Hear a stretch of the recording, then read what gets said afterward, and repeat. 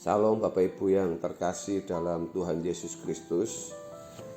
Kita kembali dalam renungan Betani Kebumen. Hari ini kita akan berbicara tentang hidup ini lebih penting dari makanan. Saudara yang dikasih oleh Tuhan Yesus memahami konteks dari nats ini yang sudah saya singgung tentang kekhawatiran yang positif.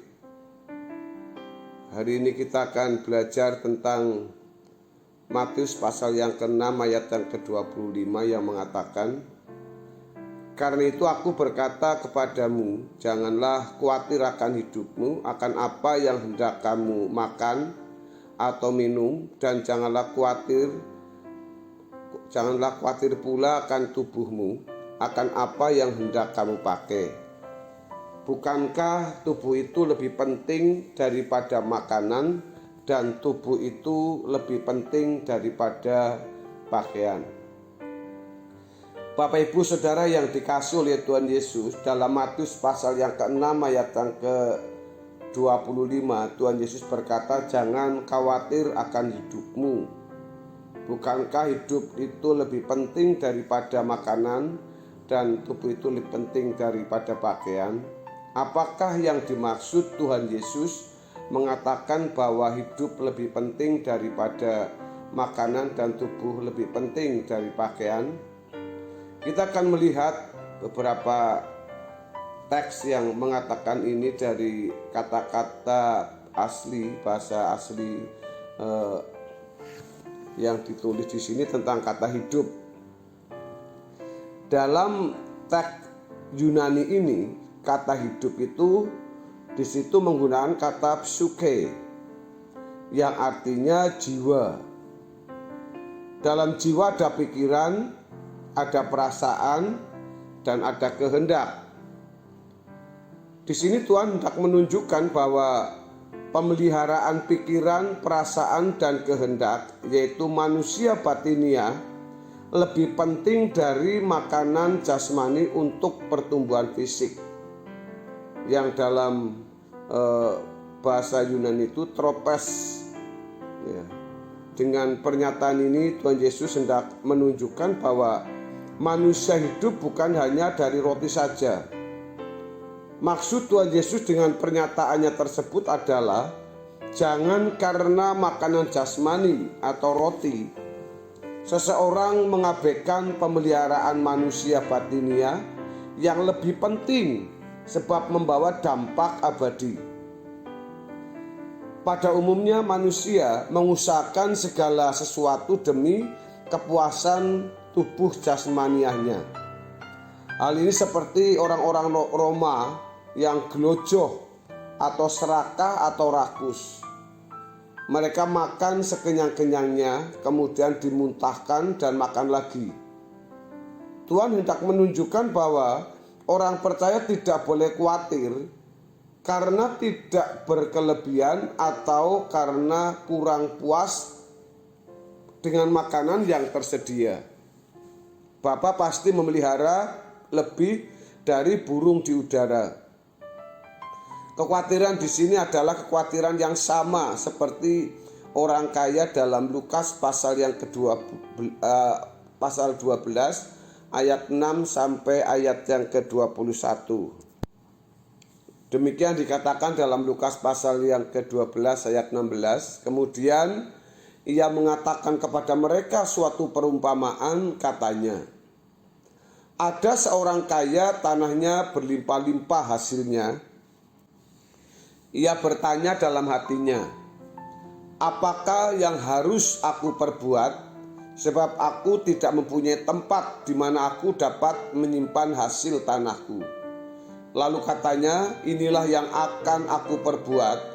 Aku akan merombak lumbung-lumbungku dan aku akan mendirikan yang lebih besar, dan aku akan menyimpan di dalamnya segala gandum dan barang-barangku. Sesudah itu aku akan berkata kepada jiwaku, jiwaku, ada padamu banyak barang, tertimbun untuk bertahun-tahun lamanya. Beristirahatlah, makanlah, minumlah, dan bersenang-senanglah. Tetapi firman Allah kepadanya, "Hai engkau orang bodoh, pada malam ini juga jiwamu akan diambil daripadamu, dan apa yang telah kau sediakan untuk siapakah itu nanti?" Demikianlah jadinya dengan orang yang mengumpulkan harta bagi dirinya sendiri, jikalau ia tidak kaya di hadapan Allah. Saudara-saudara yang dikasihi oleh Tuhan Yesus, dari apa yang dikemukakan oleh Tuhan Yesus sinkron dengan yang dikemukakan Paulus. Asal ada makanan dan pakaian cukup. Hidup bukan untuk makan, tetapi makan untuk hidup. Saudara-saudara yang dikasihi oleh Tuhan Yesus mengatakan bahwa tubuh lebih penting dari pakaian. Kata tubuh di sini adalah soma, dan pakaian dalam teks aslinya adalah endumatos, yang artinya jubah luar. Dalam hal ini Tuhan mengingatkan kepada manusia yang tidak menggunakan tubuhnya dengan benar, yang lebih mendandani dirinya dengan jubah luar yang megah dalam pemandangan mata manusia, tetapi tidak menggunakan tubuhnya untuk kemuliaan Allah. Inilah yang dilakukan oleh manusia sejak zaman dahulu. Demi penampilan, mereka mengusahakan segala sesuatu bukan bertujuan untuk mengabdi kepada Allah, tetapi demi dirinya sendiri. Demi kepentingannya, demi popularitasnya, demi kesenangannya, orang rela untuk melakukannya.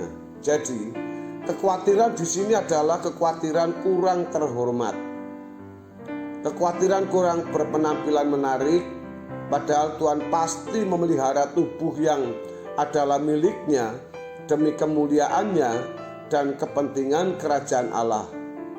Tuhan Yesus menunjukkan bahwa bunga di padang didandani oleh lebih dari Salomo, maka orang percaya pasti dipelihara lebih dari semua orang. Kalau kekhawatiran orang percaya karena tidak bisa bermegah dengan penampilan, maka berarti ia tidak mengumpulkan harta di surga. Saudaraku, selanjutnya dalam Matius pasal 6 ayat yang ke-30 tertulis, "Jadi jika demikian Allah mendandani rumput di ladang yang hari ini ada dan besok dibuang ke dalam api, tidakkah ia akan terlebih lagi," perhatikan di sini, "tidakkah ia terlebih lagi mendandani kamu, hai orang yang kurang percaya?" Apa maksud pernyataan Tuhan Yesus ini? Kalau rumput fana yang tidak bernilai tinggi dipelihara oleh Allah, seperti juga burung, maka orang percaya akan dipelihara juga lebih dari semua itu. Karena kita lebih berharga, lebih bernilai dibandingkan ciptaan Tuhan yang lain.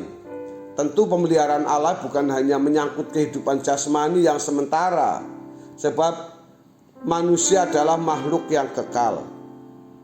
Pemeliharaan Allah memiliki jangkauan yang lebih luas atau lebih mulia. Sayang sekali banyak orang Kristen yang berpikir dangkal. Mereka memandang Matius 6 ayat 30 sekedar janji bahwa Tuhan akan memelihara kehidupan mereka di bumi dengan sempurna, yaitu hanya makan, minum, serta pemenuhan kebutuhan jasmani, kesenangan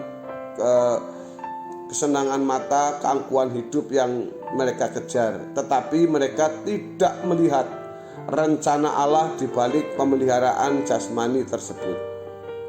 Saudara-saudara yang dikasihi oleh Tuhan Yesus, pemeliharaan Allah atas kehidupan jasmani anak-anak Bapa dimaksudkan agar mereka bisa menyelenggarakan maksud dan tujuan hidup sebagai orang percaya, yaitu mengumpulkan harta di surga dan mendahulukan kerajaan Allah tanpa gangguan atau tanpa hambatan.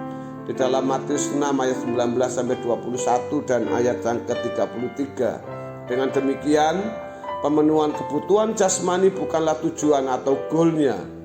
Dalam hal ini, orang percaya harus bisa diajak sepikiran dan sevisi dengan Allah, yaitu untuk tidak fokus pada hal-hal duniawi. Itulah sebabnya Tuhan Yesus tegas berkata bahwa orang percaya tidak mengumpulkan harta di bumi, tetapi agar orang percaya harus mengumpulkan harta di surga. Allah tidak menghendaki manusia dibuang ke dalam lautan api. Dalam Wahyu pasal yang ke-20 ayat yang ke-15. Itulah sebabnya Tuhan Yesus dalam pernyataannya menganalogikan manusia dengan rumput.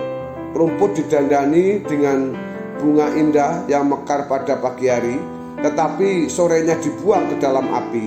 Manusia dikehendaki oleh Allah setelah 70 sampai 80 tahun umur hidupnya bisa mendiami kerajaannya.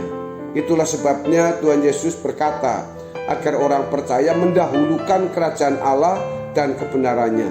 Kalau pengertian seseorang tumpul atau pengertiannya gelap dalam Matius 6 ayat yang ke-22, maka mereka tidak akan bisa menangkap maksud Tuhan di balik kalimat dalam Matius 6 ayat yang ke-30 tersebut. Mereka tidak akan bisa menangkap maksud Tuhan itu. Mereka hanya menganggap Tuhan berurusan dengan makan, minum, serta pakaian jasmani. Padahal perspektif Tuhan memandang hidup manusia itu adalah untuk kekekalan. Saudaraku, kiranya kebenaran firman Tuhan ini memberkati kita hari ini. Haleluya. Amin.